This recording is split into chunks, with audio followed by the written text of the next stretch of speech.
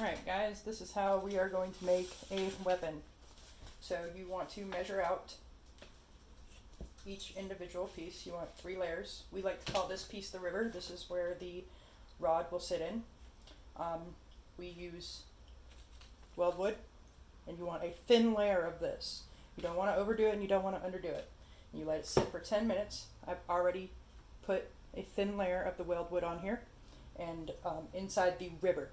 Also, the piece that goes into the river at the point, you want to put a little bit of hot glue at the tip so that it gives it a little bit of protection. Now, always make sure you're using a mask and everything and you have a ventilated area. We're going to go ahead and lay this in. And you want to kind of spread this a little bit. I always put the tip in first. Lay it down. Make sure it's flat. And push in one side. And then push in the other side. Make sure it's all nice and even. And if you need to, you can put a little bit more of this on there where there's gaps and spaces. But you want to make sure that when you glue it together, that you can pull at it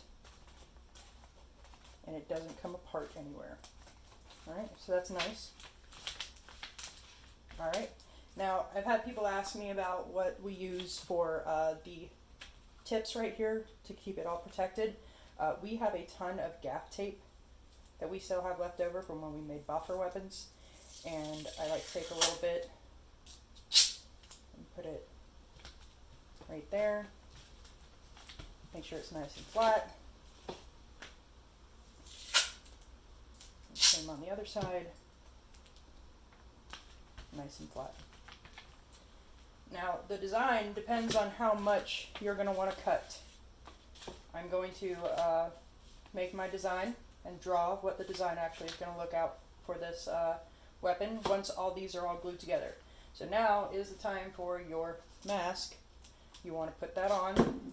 Put a nice thin layer on this side and a nice thin layer on one of the edge layers. And then you want to do the same on the other side. You flip it over, put some foam. Bam. So we're going to take a break and I will show you what that looks like when we're done.